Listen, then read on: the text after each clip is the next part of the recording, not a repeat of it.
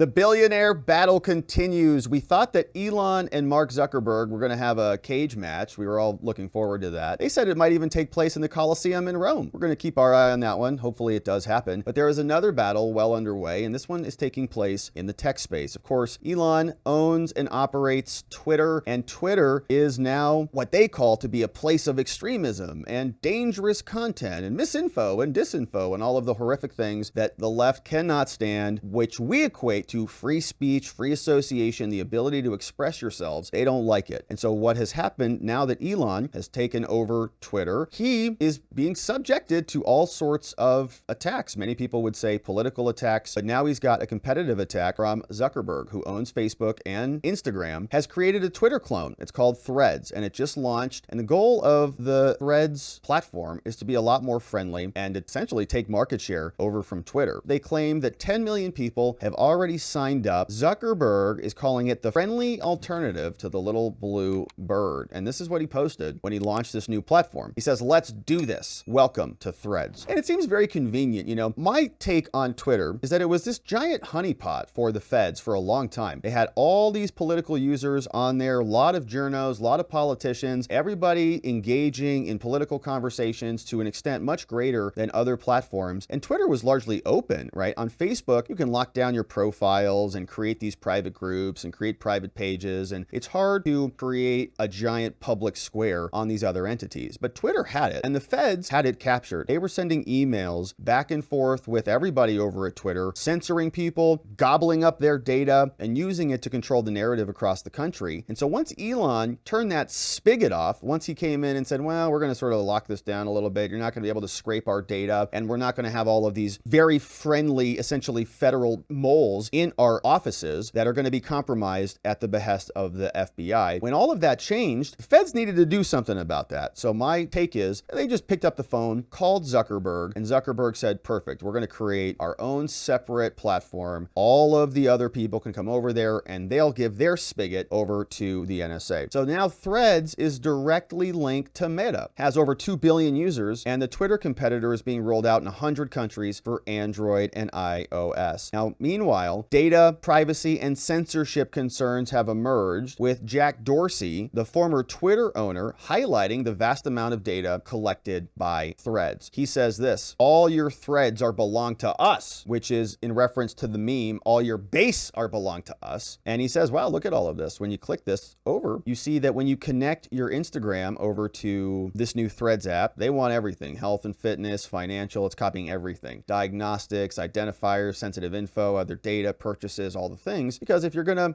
have a nice honeypot for the feds, you're gonna want to make sure they really have access to everything. Michael Schellenberger noted that Threads was already censoring users within hours of launching, offering them no right to appeal. People are concerned that it's already too powerful. They just released their platform, and when you try to follow somebody, they give you a pre-warning, already censored. So this guy is named Derek Utley. If you go over there, he creates an account on Threads. Somebody follows this guy. This guy attempts to follow real Derek Utley, gets a warning. Uh-oh, this account has repeatedly posted false information that was reviewed by independent fact checkers and went against our community guidelines. It's amazing. So it's just launched and they're giving you a follow warning. And I imagine there are a lot of people who went over there, tens of millions, and we'll see if they stay over there. And you know what? Maybe it's great if they do stay over there. Maybe this is the great division that keeps on happening. So as this continues, we see DC Drano also got warnings. He says, I just downloaded this and signed up for the new Meta thread. I posted once about wanting to expose Biden's corrupt government. They've already flagged me for censorship. Great platform, Zuck. Are you sure you want to follow Drano? This account has repeatedly posted false information, and so everything is just going to be labeled by fact checkers. It's a strange world, and it's a strange internet to be a part of, and it's weird that a bunch of what I presume to be left-leaning Democrats want to live in that world too, where everything is sanitized for them by independent fact checkers, whatever that means. So they were issuing warnings. AOC said, I was on Threads for 5 minutes, but now I think my app is bricked. It was just as I hit send on a long post of Queen's food recommendations. Performance snags. Yeah, but they're not going to get dumped on like Elon does. Here is Meta's new app built entirely using this keyboard. Control C, Control V, copy C, copy V, copy, copy, copy, paste. Scott Adams making a comment. Is the point of Threads to make money from Meta or to claw back political influence? Yes, exactly that. Exactly the latter. Twitter, now known as X, has sent a letter over to Meta, specifically demanding that they cease and desist. You can see this came from a law firm out of New York, called Quinn Emanuel, sent over on July 5th via email and FedEx directly to Mark Zuckerberg, chairman and CEO of Meta. It says, "Dear Mr. Zuckerberg, I write on behalf of X Corp as successor in interest to Twitter. And based on recent reports regarding your recently launched Threads app, Twitter has serious concerns that Meta has engaged in systematic, willful, unlawful misappropriation of Twitter's trade secrets and other intellectual property. Over the past year, Meta has hired dozens of former Twitter employees." And I don't know that there's anything wrong with that or that there are trade secrets. Let's see. "Twitter knows that these employees previously worked at Twitter, that these employees had and continue to have access to Twitter's trade secrets and other highly confidential information, and that these employees owe ongoing obligations to Twitter, and many of these employees have improperly retained Twitter documents and electronic devices. And with that knowledge, Meta deliberately assigned these employees to develop, in a matter of months, Meta's copycat Threads app with the specific intent that they use Twitter's trade secrets and other intellectual property in order to accelerate the development of Meta's competing app, in violation of both state and federal law, as well as those ongoing employees'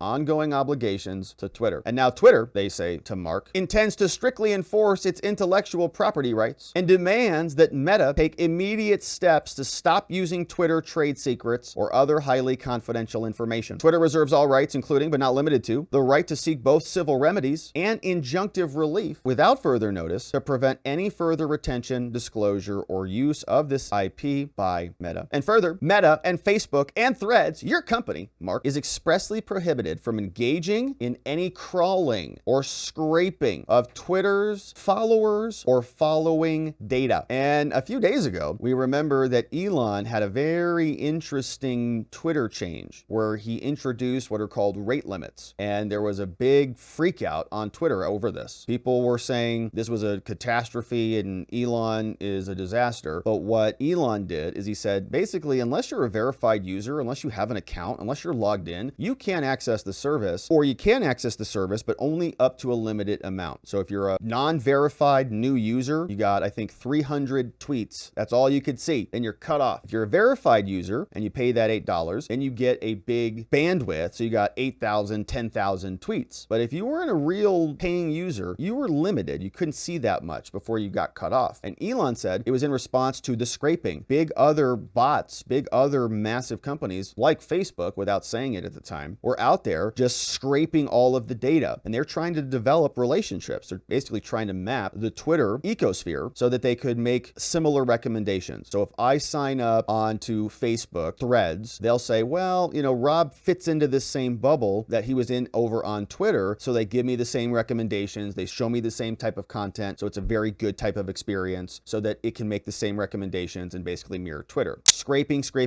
creating user lists and recommendation and search algo adjustments and so on. And so they were scraping and Elon cut it off. Now, as set forth in Twitter's terms, crawling any Twitter services, including but not limited to any Twitter websites, SMS, APIs, email notifications, applications, budgets, buttons, widgets, ads, commerce services, is permissible if done in accordance with the provisions in the robots.txt file available online. The file specifically disallows the crawling of Twitter followers or following data. Scraping enter Twitter services is expressly prohibited for any reason without Twitter's prior consent. And Twitter reserves all rights, including the right to seek injunction and other civil remedies. In other words, asking the court to tell them to stop scraping or to stop using what they have scraped. Please consider this letter as formal notice that Meta and Facebook and Threads must preserve any documents that could be relevant to a dispute between Twitter, Meta, former Twitter employees, you knew who you are out there, who now work for Meta, and that includes, but is not limited to, all documents related to your recruitment, your hiring, your onboarding of these former Twitter employees, the development of Meta's competing Threads and the app, and any communications between the former Twitter employees and any agent, representative, employee, or Meta. Very truly yours, Alex Spiro. Copied over to Jennifer Newstead over on Facebook, and Elon got a copy as well. 2 pages from a law firm out of New York saying that what Facebook has done is copy and paste. And as we we know, Facebook has a long history of copy and pasting. They basically have done that from day one. That's been Zuckerberg's entire MO. Had a hard time creating much and has copied a lot. And now is copying Elon. And they're saying basically illegally scrape them in violation of their terms of service, in violation of state law, in violation of federal law, all to create a competing product. And of course, I'm all in favor of competing products. We use many competing products here, like Rumble, like Truth Social, and others. We're in favor of that. What we're not in favor of are illegal business practices and censorship, no matter what the products are. And the products that are censoring people are doing a disservice to America, no matter what they are. Now, the people are free to go use them, and if they want to be censored, they can go be censored. And if they want to be censored harder, they can beg their daddies over there to censor them harder. But it's a sad state of affairs that we have this type of practice in the United States when we all should be adhering to free speech and free association and engaging in legitimate business practices, not copying and pasting other people's work product for their own goods, when we know Facebook has a history of complying with the FBI, doing whatever they want to do, pre-butting the Hunter Biden laptop story, censoring and suppressing people. On it goes. Now they've got their own little honeypot with their own bucket of data they can deliver right over to the feds. Musk and Zuckerberg, the battle will continue. We'll see if this escalates in court. We'll see if this escalates in the Coliseum, and continue to cover. Thank you for subscribing, my friends, and we'll see you on the next one.